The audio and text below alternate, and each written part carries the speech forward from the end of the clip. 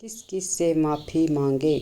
सविता घर लौट आई, लेकिन जब से लौटी है गुमसुम सी बैठी है। सोच रही है कि उसने क्या सोचा था और क्या हो गया। कितने अरमानों से उसने दिलीप का पालन पोषण किया था। 2 बेटियां और 1 बेटा, जिनमें दिलीप सबसे बड़ा था। उसका पूरा ध्यान हमेशा दिलीप पर ही रहता। जहाँ लड़कियों को सरकारी स्कूल में पढ़ाया, वहाँ दिलीप को प्राइवेट अंग्रेजी माध्यम स्कूल में पढ़ने के लिए सविता को ना जाने कौन कौन से पापड़ बेलने पड़े।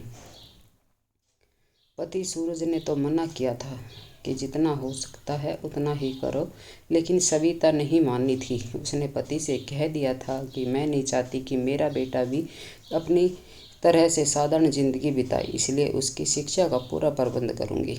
सूरज चुप रह गए, जो क्योंकि जानते थे कि वे अधिक नहीं कमा सकते, इसलिए पत्नी को उनसे शिकायत ही शिकायत है। पूरे घर के खर्चे में कतरबियत करके किसी प्रकार से दिलीप को पढ़ाती रही, पर सदा यह बात दिलीप को एहसान की तरह से बताती भी रही।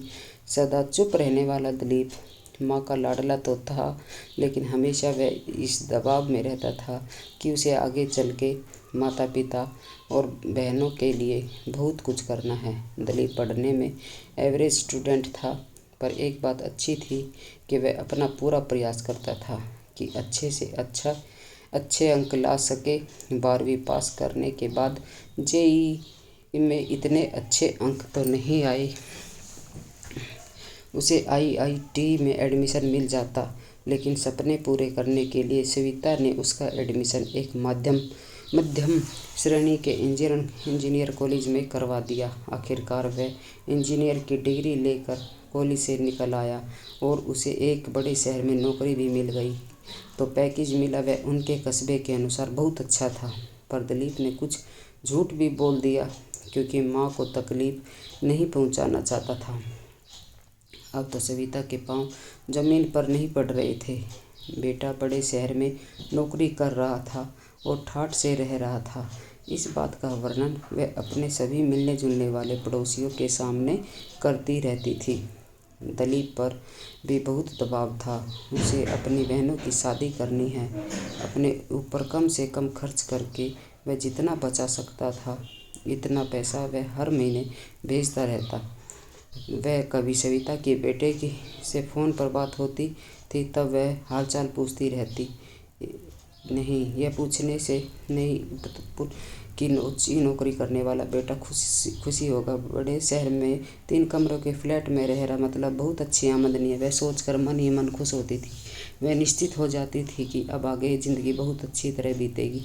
सविता के मुँह में बार बार अपने बेटे की तारीफ़ें सुनकर उसके बहन की ननद अपनी बेटी के रिश्ते के बात चलाई। सविता ने सोचा, अब जब बेटा अच्छा कमा रहा है तो उसकी शादी कर लेने में क्या बुराई है, और फिर बहन की ननद अच्छे पैसे वाले घर हैं, इसलिए शादी भी अच्छी ही होगी। बहुत खुश होकर उसने सोचा वह खुद अपनी बहन के साथ दिलीप के घर जाएगी और अच्छी तरह से देखेगी कि बेटा कितने ठाट बाट से रहता है।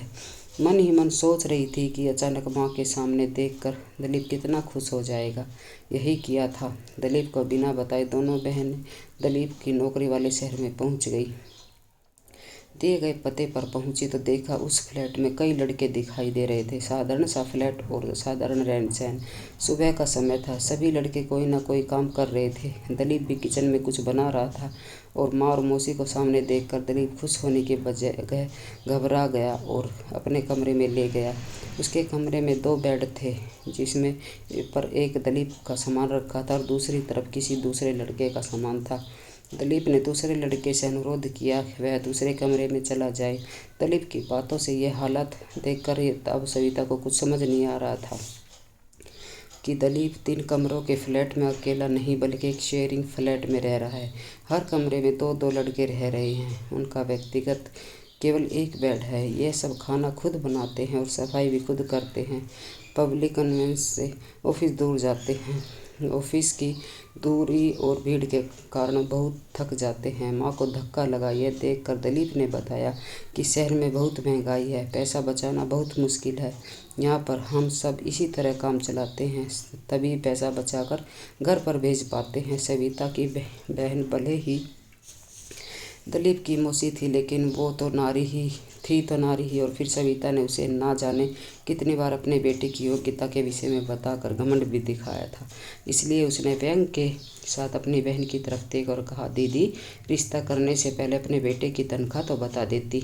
नहीं आई थी, दिखाने लायक नहीं थी। सविता का ध्यान अब किसी की तरफ बात पर नहीं था। वह तो यह सोच रही थी कि उसने और उसकी महत्वाकांक्षाओं ने दिलीप को कितनी तकलीफ पहुंचाई है। वह इतना योग्य नहीं था कि बहुत बड़ी नौकरी पा सके। अब अगर उस अपने ही छोटे से कस्बे में रहते हुए छोटी सी नौकरी ही कर लेता तो कम से कम घर में रह सकता था। यहाँ तक इस बड़े शहर में पूरे परिवार की उम्मीद करने के लिए कितनी कठिनाई भरा जीवन बिता रहा है। यह सब केवल इसलिए कि सविता ने हमेशा दिलीप से उसके ऊपर खर्च किए जाने वाले धन के बदले में परिवार के सपने पूरे करने की बात कही। वे सपने जो उसने पड़ोसियों तथा रिश्तेदारों को अपने परिवार की अच्छी आर्थिक स्थिति दिखाने के लिए देखे, बेटियों की अमीर घरों में शादी के लिए देखे। यह नहीं सोचा कि सपने पूरे करने के लिए दिलीप को कितना परिश्रम करना पड़ेगा, कितनी असुविधाओं का सामना करना पड़ेगा। वहाँ से लौटते समय और घर लौटकर भी सविता कुछ नहीं बोल पा रही थी, बस विचारों में खोई हुई थी। उसे बरामदे में चुप बैठा देखकर सूरज तो जो अपनी पुरानी स्कूटी ठीक करके अंदर आ रहे थे, पूछने लगे कि इतनी परेशान क्यों हो। सविता दुखी मन से बोली, मैंने अपनी इच्छाएं पूरी करने के लिए दिलीप पर कितना दबाव डाल दिया। मैंने प्यार और देखभाल के बदले में दिलीप से कितनी उम्मीदें लगाई और वह बेचारा चुपचाप बिना बोले मेरी उम्मीद पूरी करने का प्रयास करता रहा। रुलाई रोक कर वह सोच रही थी कि अपने बेटे दिलीप से वह किस तरह से क्षमा मांगे। तभी सूरज बोले, तुमने तो हमेशा सबसे ही उम्मीदें लगाई है, यह नहीं देखा कि उनके पास साधन कितने हैं। सविता ने चौंक कर देखा और सोचा, सही तो कह रहे हैं वह। सविता ने हमेशा सूरज को उपेक्षा की, यही सोचकर कि वह उसकी इच्छाएं पूरी नहीं कर सकेंगे, जबकि वह जी जान लगाकर जितना कमा सकते थे कमा रहे थे।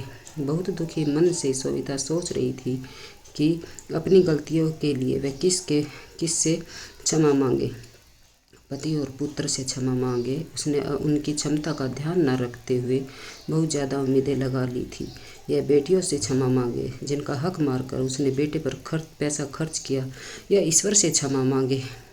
सविता गुमसुम सी बैठी थी। उसने अपने प्रियजनों की मानसिक कष्ट पहुंचाने से दुख से नहीं निकल पा रही थी। दोस्तों, यह कहानी अगर पसंद आई हो तो वीडियो को लाइक, शेयर, सब्सक्राइब, चैनल पर अगर पहली बार आए हो तो चैनल को सब्सक्राइब करें। तो दोस्तों, मिलते हैं एक